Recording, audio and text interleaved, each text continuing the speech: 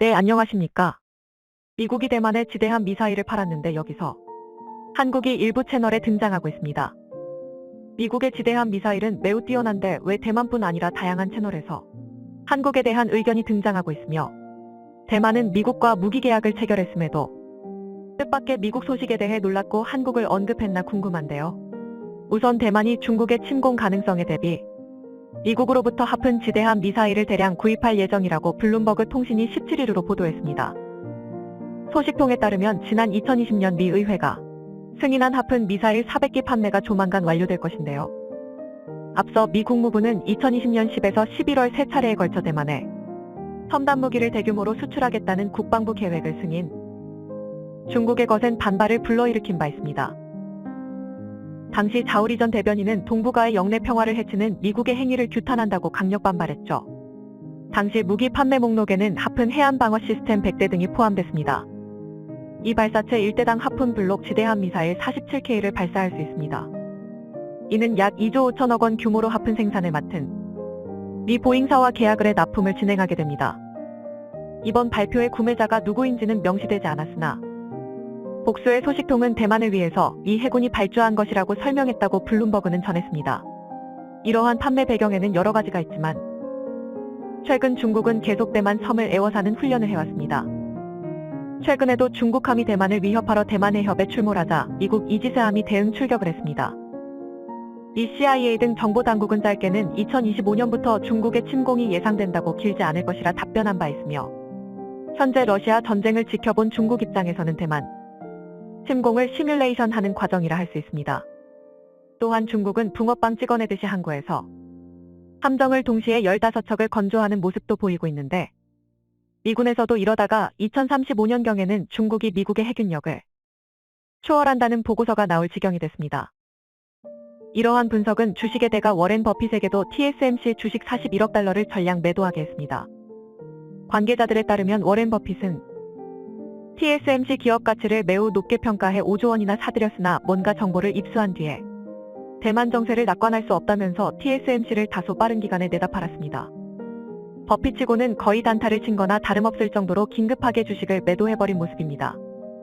이 기관은 또한 비슷한 시기에 대만전이 발발하면 TSMC를 모두 파괴하겠다고도 밝혔습니다. 현재 대만이 미국에 짓고 있는 TSMC는 그러한 측면에서 삼성전자와는 성격이 다를 수 있습니다. 삼성전자는 다분히 투자 혹은 정치적 이슈이나 대만, TSMC는 생존에 관한 의미도 들어갔는데요. 실제 수년 내에 전쟁이 발발하면 모든 시설을 파괴한 뒤 TSMC 기술자를 모두 미국에 데려가겠다고 했습니다. 이처럼 전례 없는 긴박한 배경이 미중 간에 흐르고 있는 정세가 지속되고 있는 상황인데요. 그러다 보니 지난 2020년에 하픈 미사일을 승인한 것을 이제 전격 이행에 옮기기로 한 것입니다. 중국은 당연히 강력히 반발하는데 이 하픈 미사일은 대만 침공에 있어 가장 껄끄러운 대상이기 때문입니다. 중국은 다수의 함정을 대만에 접근시키고 상륙하면서 동시에 대만을 공략할 계획을 세우고 있는데 하픈 미사일의 사거리는 대략 125km로 대만 해협의 가장 좁은 곳의 너비와도 거의 유사한 데다가 하픈 미사일의 정밀 타격 능력으로 인해서 대만의 접근 자체가 매우 어려워질 수 있다는 겁니다. 하지만 지금까지 미국은 코로나를 비롯해서 그래도 미중 관계를 고려해 판매하지 않았지만 이제 러시아 사태도 일어났으며 중국이 계속해서 대만 주변을 함정으로 포위하며 시뮬레이션하자 이제 곧 수년 내에 전쟁이 발발할 수도 있다는 우려 가운데 하픈 미사일을 승인한 걸로 보입니다. 또한 불안한 대만에서도 이제 서둘러 미국 무기를 구매하는 국면으로 흐르고 있다는 점입니다. 지난 5일 케빈 메카시 미 하원의장은 미국을 방문한 차이잉원 대만 총통을 만난 뒤에 대만에 대한 미국의 무기 판매가 제때 이뤄져야 한다고 언급한 바 있습니다. 또한 미국은 대만과 엄청난 군수품 계약을 맺어놨는데 이것의 규모는 총 25조 원에 달하고 있는데요. 미국이 대만에 판매하기로 예정된 무기에는 F-16 블록 70 전투기, MK-48 어뢰, 팔라딘 자주포 등이 있으며 러시아 전쟁을 지켜본 미국 상황에서는 미중 관계를 고려해 시간을 끌고 중국을 배려하는 것보다는 당장 대만에 무기고를 채워넣고 빠르게 대만에 납품하는 것이 자국의 이의라 판단한 것입니다. 특히 미국은 현재 러시아 전쟁에서 큰 교훈을 얻었는데 무기가 크게 모자라다는 점입니다. 탱크 잡는 제블린 같은 경우에는 6개월가량 지속적으로 투입되다 그 물량이 바닥나 버렸습니다. 게다가 미국은 우크라뿐만 아니라 주변국인 폴란드 등 유럽에서 받은 주문이 엄청나게 밀려 있습니다. 하지만 폴란드의 경우 패트리어트 역시 5년이 걸려도 납품이 안 되어 전혀 냄새도 맡지 못했으며, 그 밖의 국가들 역시 미국의 군수품을 주문만 해놓고 지체되는 시간에 발만 동동 구르고 있는 형국이죠. 그러다 보니 미국은 이제 다음 전쟁 발발 대상으로 꼽히는 대만을 서둘러 챙겨야겠다는 생각이 든 겁니다. 또한 25조 원의 계약 중에 하품 미사일을 진행한 것은 그만큼 대만전이 촉박했다는 분석을 하고 있다는 겁니다. 중국이 대만 상륙 모의 훈련을 반복하고 있으며, 여기에 미국의 함정까지 공격하려 하기 때문에 애초에 대만 해안선에 정밀 타격이 가능한 지대함을 배치하지 않으면 안 된다는 결론이 나온 것이죠. 그러다 보니 무엇보다도 신속하게 400기의 하품 미사일을 해안선에 배치하자는 의도로 보입니다. 미국은 공군력이 막강하나 아무래도 미 본토에서 대만 해협까지는 상당한 거리가 떨어져 있고 시간을 벌어주면서 중국 해군을 억제할 수 있는 억제기가 가장 먼저 필요하다는 의견이 나온 겁니다. 그런데 여기서 대만은 순조롭게 납품 계약을 했음에도 불구하고 망연자실한 소식을 듣게 되는데요.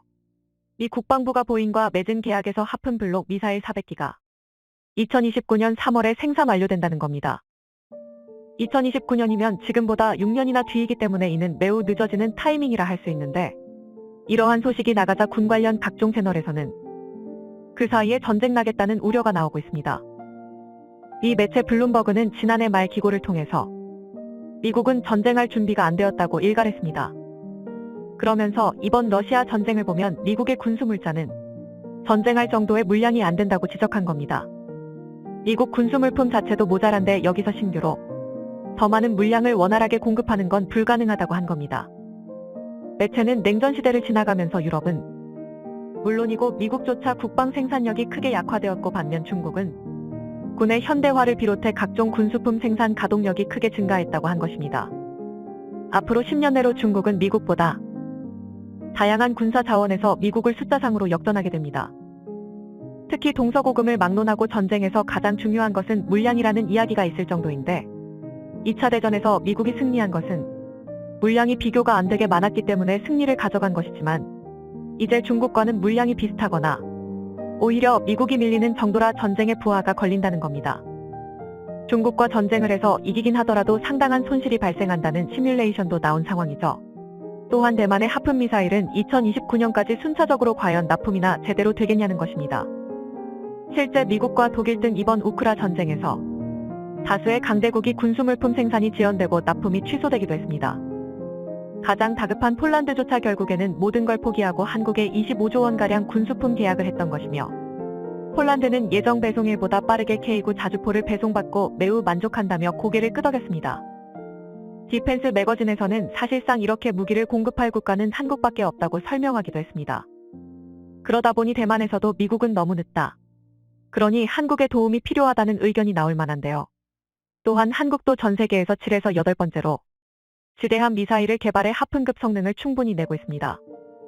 대만에서는 우크라 전쟁 이후에 한국에서 도움을 줄 가능성이 매우 크다고 수차례 언급했으며, 한미일 3국이 대만전에서 가장 크게 활약해 결국 중국을 이겨낼 수 있다고도 분석했습니다. 그러다 보니 한국의 무기 창고론이 다시 한번 등장하며 또 역할을 해달라는 의견이 나옵니다. 이번 우크라전에서도 한국이 전차 납품은 물론 알게 모르게 활약하고 있는 것은 사실로 보입니다.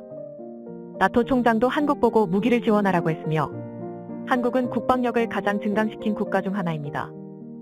그러나 일각에서는 이러한 대만 관련 의견에 대해서 다소 회의적인 모습이 포착되고 있는데요. 왜냐하면 현재 한국의 무기도 자국을 방어하기에 과연 충분하냐는 의문이 있기 때문입니다. 전시가 아니라면 한국은 무기를 과잉으로 보유하고 있다는 의견이 나오겠지만, 한국의 전쟁이 발발한다면 한국도 재래식 무기부터 첨단 무기가 단기간에 대거 투입이 되어야 하며, 유사시 중국과 상대를 해야 하기 때문에 절대 물량이 넉넉하다고는 할 수 없는 상황입니다.